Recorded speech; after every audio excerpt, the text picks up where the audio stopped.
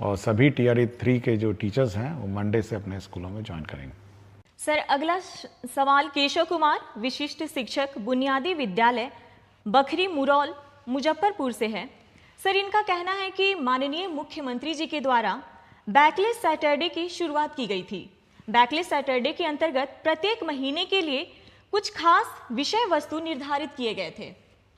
उस विषय वस्तु से संबंधित मार्गदर्शिका सभी विद्यालयों के पास उपलब्ध होना था, परंतु बैकलेस सैटरडे की मार्गदर्शिका आज तक किसी भी विद्यालयों में नहीं पहुंच पाई है, जिसके कारण विद्यालयों में शनिवार के दिन सुरक्षित शनिवार की गतिविधि के अतिरिक्त बैकलेस सैटरडे की किसी भी गतिविधि का क्रियान्वयन एवं अनुश्रवण नियमित रूप से नहीं हो पा रहा है।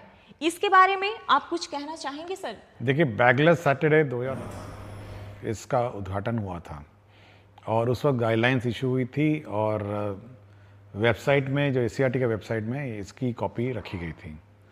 लेकिन इसके इतने साल बाद फिर हम लोग अब इसको फिर से इसका अपडेशन कर रहे हैं, क्योंकि सैटरडे में हम लोगों ने बैकलेस सैटरडे के अतिरिक्त बहुत सारे एक्टिविटीज़ और भी नए जोड़े हैं, जैसे स्किल ट्रेनिंग है और अन्य जो स्पोर्ट्स है और अन्य बहुत सारी गतिविधियां हैं जो हम लोगों ने सैटरडे में जो रेगुलर पढ़ाई के अतिरिक्त जो जो किए जाने हैं बच्चों को, वो सारे कार्य हम लोगों ने सैटरडे को रखे हैं।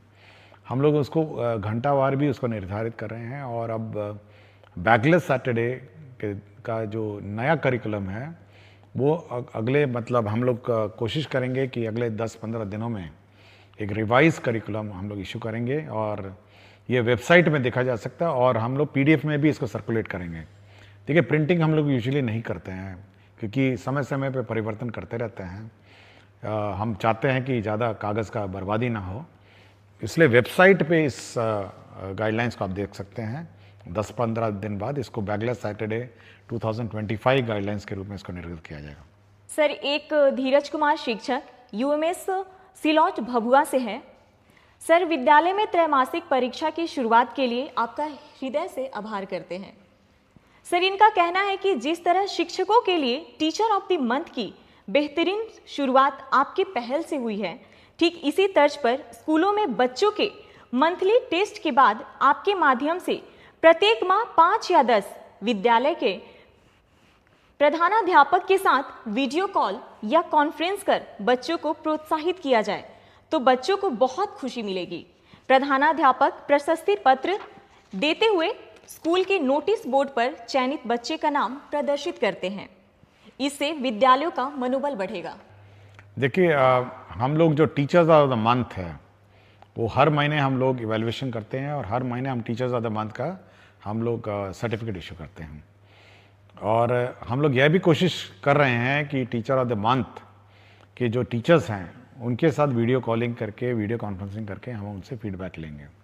हम लोग ये व्यवस्था शुरू करने वाले हैं और जहाँ तक स्टूडेंट्स की बात है, हमारी ये उम्मीद है और आशा है कि जो स्टूडेंट्स हैं उनका जो परीक्षा का रिज़ल्ट है या परीक्षा में जो मार्क्स आता है और उनके जो स्कूल में उनका टर्नआउट है, यूनिफॉर्म है, डिसिप्लिन है, उसके आधार पर स्टूडेंट ऑफ द वीक वो अपने नोटिस बोर्ड में डिस्प्ले करें। ये हम लोग चाहते हैं और ये अच्छा सुझाव है। हम लोग इस संबंध में गाइडलाइन जारी करेंगे कि student of the week display करेंगे और उस बच्चे को उस सप्ताह के लिए बैच भी उपलब्ध कराएंगे स्टूडेंट ऑफ द वीक। और ये सुझाव के आधार पर हम लोग अब आगे की कार्रवाई करेंगे और मैं इनको धन्यवाद देता हूं कि स्टूडेंट के संबंध में इन्होंने जो सुझाव दिया। सर, अगला सवाल कुमारी निधि, नया प्राथमिक विद्यालय सुहागी किशनगंज से हैं। इनका कहना है कि मेरे विद्यालय में बाउंड्री नहीं है, जिस कारण आवारा पशुओं का डर बना रहता है। सर, विद्यालयों में बाउंड्री बनाने के लिए विभाग कुछ सोच रहा है क्या? देखिए, हमने 2 दिन पहले गाइडलाइंस हम लोगों ने इशू की है, जिसमें सभी हेडमास्टर से हम लोगों ने मांगा है कि आपको विद्यालय में क्या चाहिए। उसमें हम लोगों ने बाउंड्री की लंबाई कितनी टूटी हुई है, कितना ऊंचा करना है और कितना बाउंड्री बनाना है, यह भी मांगा है।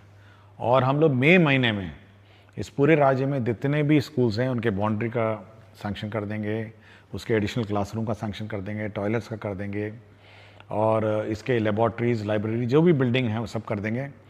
और साथ ही साथ हम लोग ने फर्नीचर का शॉर्टेज है उसको भी हम लोग पूरा कर देंगे। तो ये सारा सैंक्शनिंग जो है, जो सैंक्शनिंग जो स्वीकृति है, वो हम लोगों ने टारगेट किया मई फर्स्ट वीक में। उसके बाद इसकी आपूर्ति की प्रक्रिया जून जुलाई अगस्त तक ये हम लोग का लक्ष्य है कि जुलाई से पहले ही कम से कम सारी चीज़ें बन जाएं। सर, एक आशीष कुमार गौतम जी हैं, विद्यालय अध्यापक, उच्च माध्यमिक विद्यालय माधोपुर मनेर, पटना से। सर, ये कहते हैं कि बिहार बोर्ड 10वीं और 12वीं का परिणाम देश भर में सबसे पहले जारी कर एक कीर्तिमान बनाता है, लेकिन 10वीं के रिजल्ट के एक महीने बाद 11वीं में प्रवेश प्रक्रिया शुरू किया जाता है, जो लगभग जुलाई तक चलता है, जिस कारण बच्चे काफी समय विद्यालय से दूर रहते हैं। सर, जिस तरीके से शिक्षा विभाग कक्षा 1 के लिए नामांकन अभियान चलाती है, क्या उस तरीके की कोई ऐसी व्यवस्था हो सकती है जिससे मार्च में परिणाम प्रकाशित होने के तुरंत बाद 11वीं के प्रवेश प्रक्रिया शुरू कर अप्रैल द्वितीय सप्ताह से कक्षा आरंभ किया जा सके तथा पूरी प्रवेश प्रक्रिया अप्रैल अंत तक समाप्त किया जा सके? देखिए, हम लोगों ने अभी हम लोग ने डायरेक्टर सेकेंडरी को यह निर्देश दिया है कि वे गाइडलाइंस निकालेंगे और जितने भी 10th पास हैं वो प्रोविजनली एडमिट हो जाएंगे 11th क्लास में उनके अपने पंचायत में, क्योंकि हर पंचायत में अब हाई स्कूल है। तो प्रोविजनली सभी को एडमिशन करके क्लासेस स्टार्ट करने का मैंने निर्देश दिया है। हम लोग मंडे से मॉनिटरिंग करेंगे कि कितने बच्चों ने 11th ज्वाइन किया है और उनकी कक्षा मंडे ट्यूसडे हो सकता है 2-3 दिन लेट हो जाए, लेकिन अगले सप्ताह से सभी 11th क्लास के बच्चों का क्लास शुरू करना है। यदि किसी बच्चे को कोई और स्कूल स्थानांतरण करना है या टीसी लेके किसी अन्य स्कूल में दाखिला करना है तो उसकी प्रक्रिया अलग है, किंतु प्रोविजनली सभी लोग अब 11th क्लास जो है अपने ही पंचायत में इमीडिएटली अगला सप्ताह ज्वाइन करें और अपने क्लासेस शुरू करेंगे। सर, रश्मि बाला बरनवाल विद्यालय अध्यापक, उच्च माध्यमिक विद्यालय सुपौली पचरुखी, सिवान से हैं। ये कहती हैं कि अंग्रेजी विषय को 9वीं और 10वीं में भी अनिवार्य किया जाए। इन स्तरों पर अंग्रेजी सीखने और अध्ययन करने के लिए छात्रों को आकर्षित करना कठिन है, जिसके कारण उच्चतर माध्यमिक स्तर पर अंग्रेजी में खराब प्रदर्शन होता है, क्योंकि उन्हें अंग्रेजी समझने में वास्तविक कठिनाई का सामना करना पड़ता है, जो पहले से ही दूसरी भाषा है और उन्होंने इस कक्षा 10 तक गंभीरता से नहीं सीखा है। लेकिन हम लोग इस बार 9th 10th 11th 12th में बुक्स, बाइलिंगुअल बुक्स हम लोग लाइब्रेरी में उपलब्ध कराएंगे। सारे बुक्स 2 भाषा में होंगी, एक हिंदी में और अंग्रेज़ी में, और एक ही किताब होगी, एक तरफ हिंदी रहेगी एक तरफ अंग्रेज़ी रहेगी।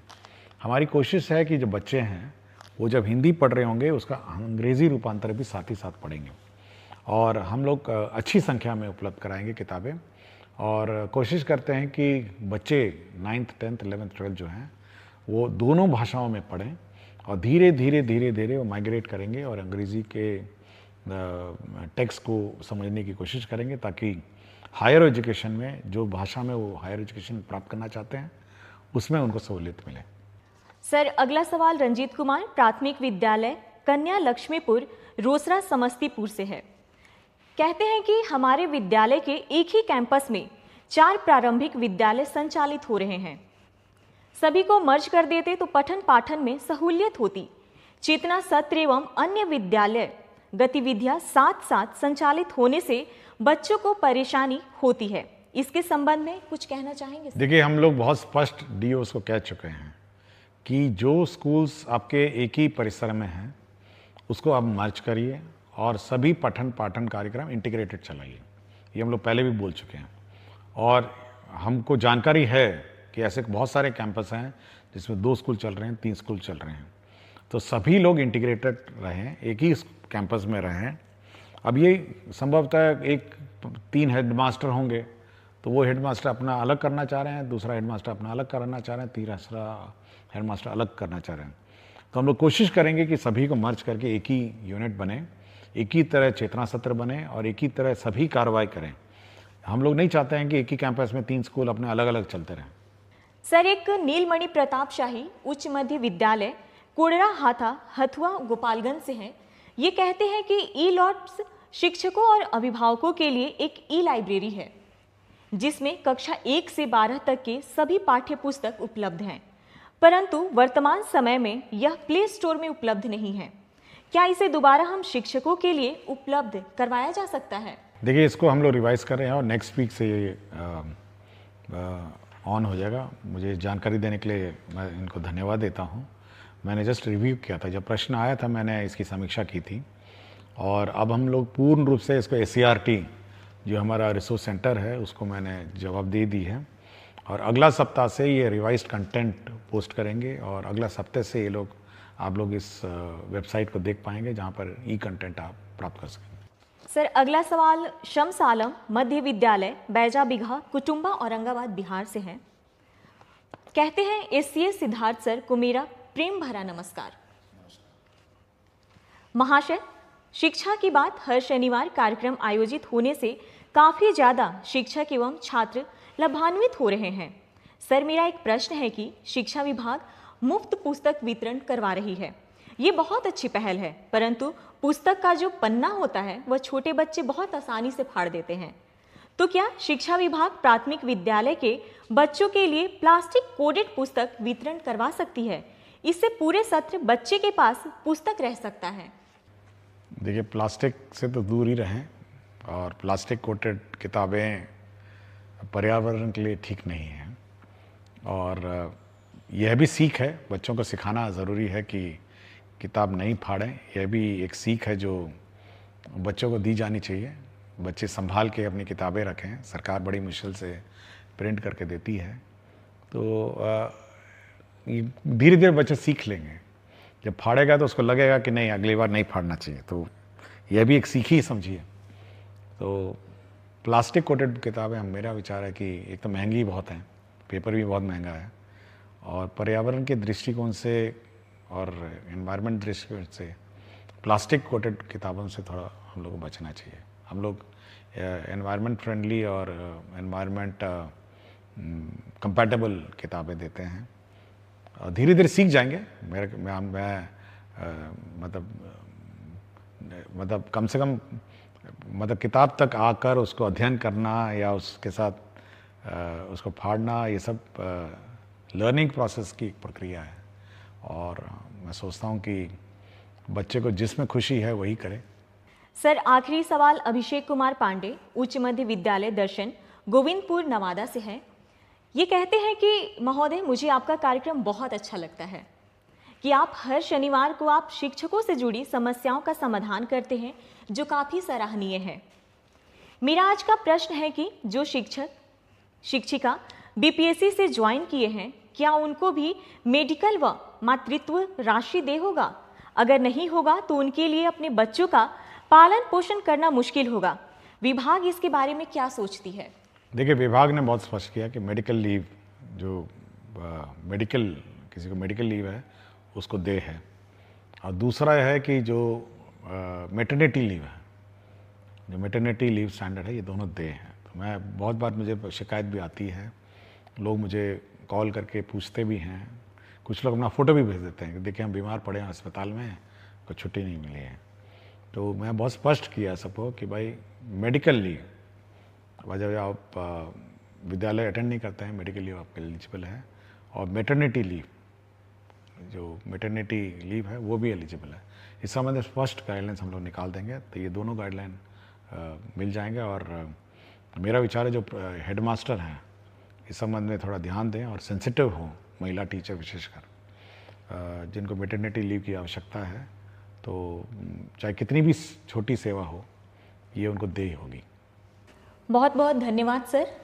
अगले सप्ताह फिर से मुलाकात होगी शिक्षा की बात हर शनिवार के नए अंक के साथ। धन्यवाद।